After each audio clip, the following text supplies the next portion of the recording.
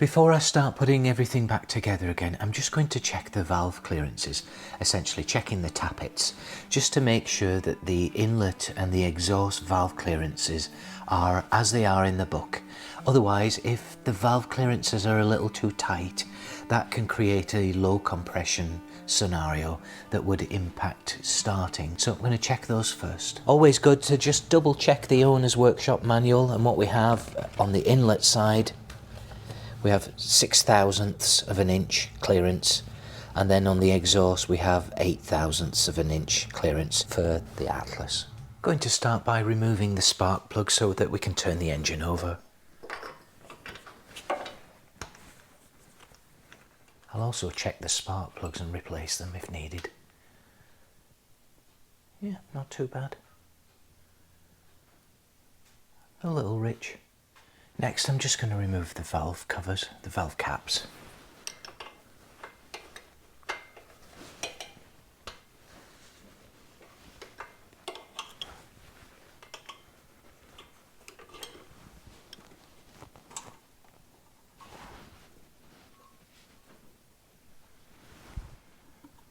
Trying to be careful not to damage the gasket.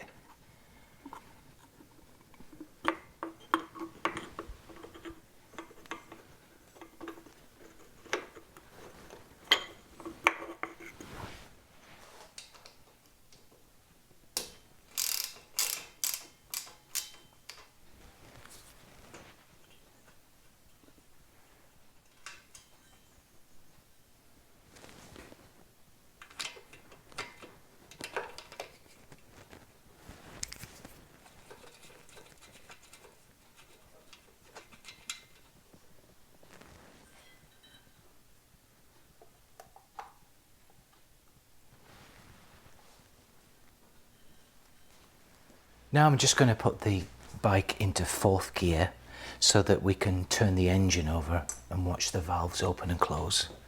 So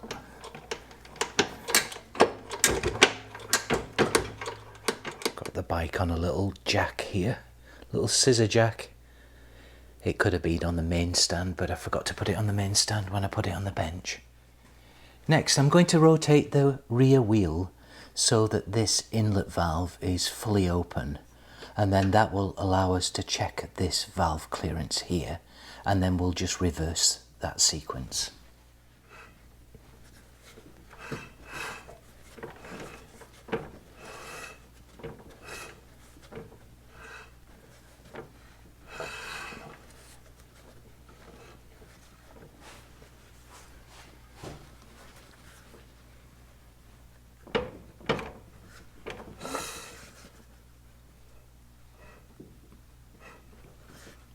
Maybe there, a bit more.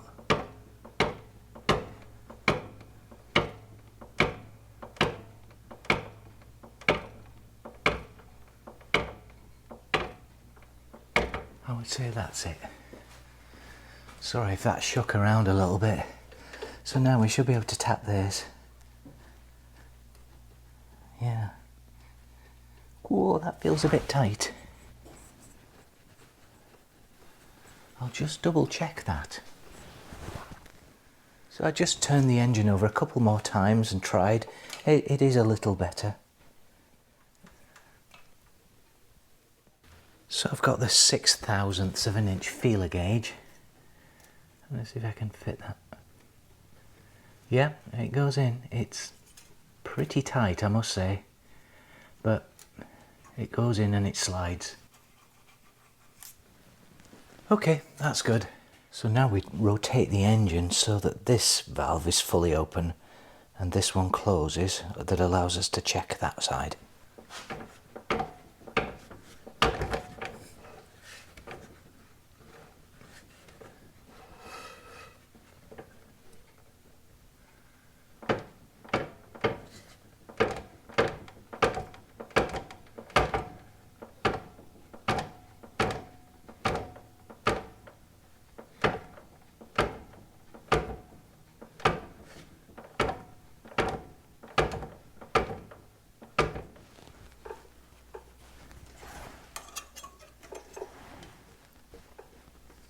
Oh yeah, that's okay. This seems wider. Yeah. I'd say that's more like 7. It's a looser fit.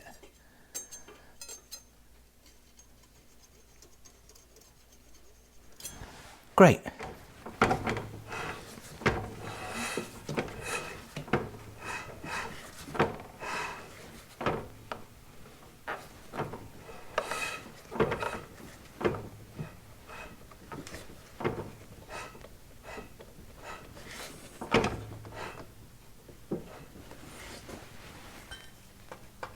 On the front exhaust valves, it should be 8 thousandths of an inch. Yeah, it's perfect.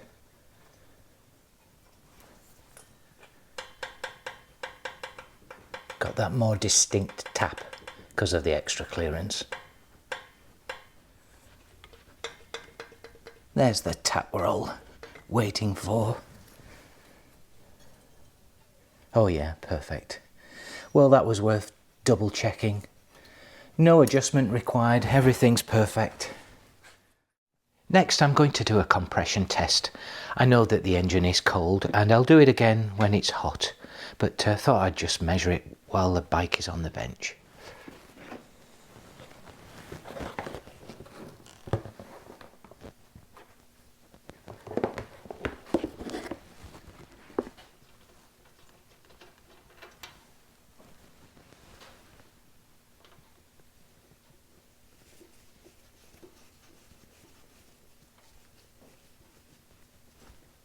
Just nip these up by hand.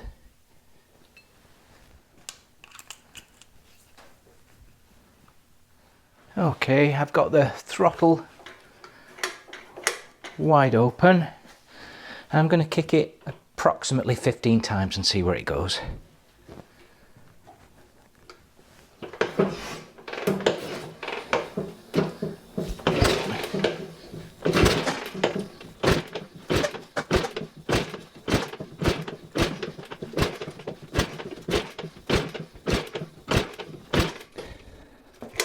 Okay, 75. Okay, let's try the other side. Throttle wide open.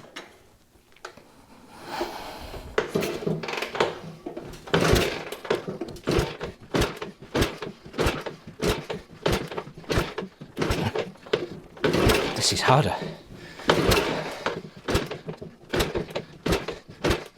Yeah, quite a bit more compression on that side. What is that? 100? Oh yeah, 106, 107. So possibly something there to look out for when the engine's hot. And we'll try again. Next, I'm just going to quickly check that there's a good spark at the spark plugs.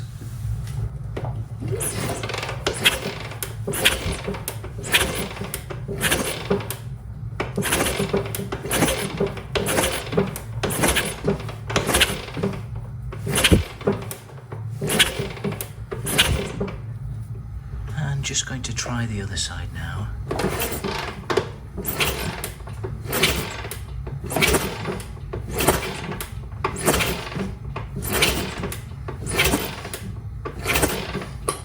Now without any lights on.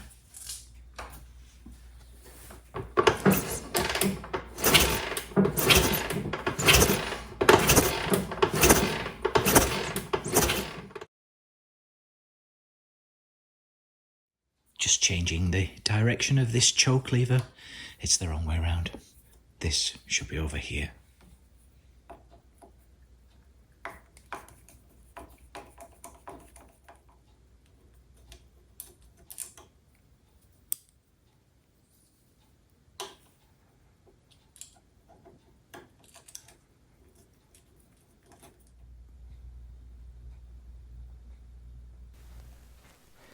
I've also ordered some new parts from Andover Norton in the UK, starting with this. This is an air filter element for the air filter. This is a new spring for the side stand.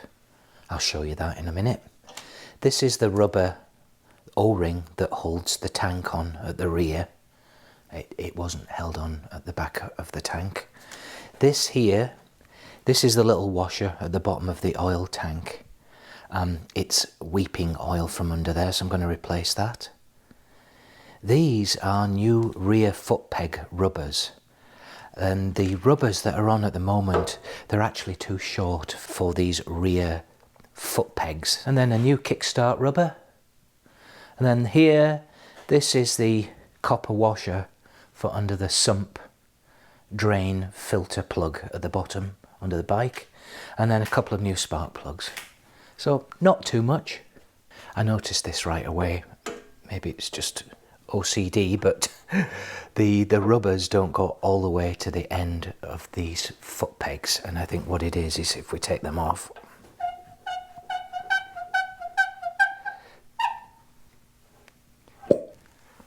they're actually too short, these rubbers, for these pegs, whereas these ones are longer. And I'm not sure if these are right for 66. I assume they are, and so they will go right back on there like that. These are very minor details, but also as I put this on, it's at, I would say, 45 degrees, and it needs to be 90. I'm pretty sure that these foot pegs, these rear foot pegs, should be at 90 degrees. And you can always twist them back if he needs to. Here's the rear foot peg rubber on, and they look really nice and they fit perfect. Here's the side stand, and you can see just from the action and that spring as well, it's a little floppy. So we're going to fit the proper spring on here. I just worry that it might not retract. It also hits the pipe. We need to look at that.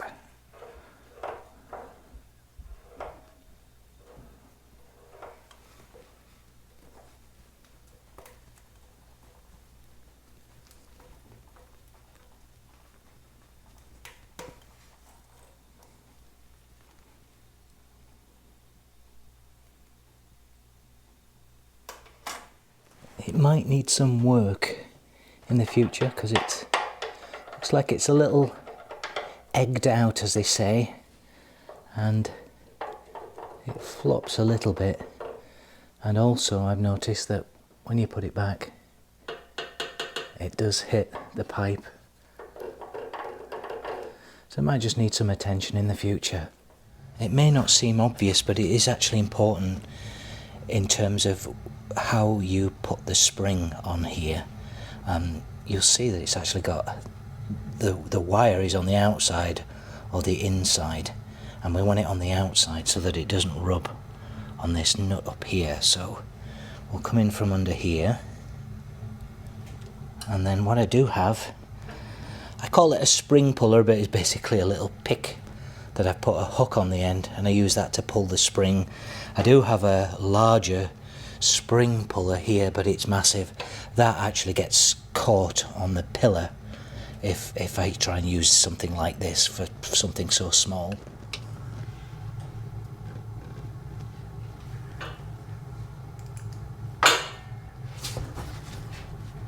Okay. Kind of just, that's it, work it off. Oh yeah, it just misses it. That's good. If that was on the inside, it would actually touch the top of the nut. And that's a lot tighter now than what it was. It still hits that. I can talk to Paul about that. I don't want that rattling away as he's riding. But it is firmer. That's not going anywhere. That's great.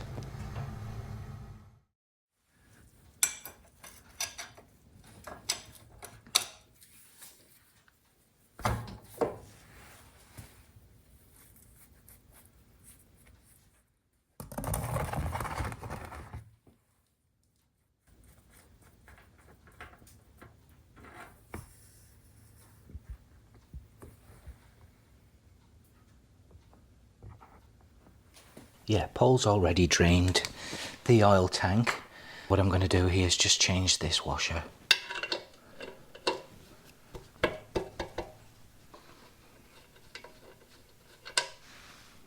Nope. Here's the drain plug from the bottom of the Atlas, from the sump, and I actually checked it and there was nothing concerning in there, very nice and clean. And then this is the original washer, or the washer that came off, and you can see it's compressed a lot, and so that's probably the reason for letting the oil out. And then here's the new one as well, which I will anneal. You can see it's significantly thinner, the old one. So I'll anneal this and then put that back on. And then similarly, there's the drain plug out of the oil tank, and there's the old fibre washer, which is quite nice, but it's pretty hard and thin. And here's the nice new washer that's going to go on.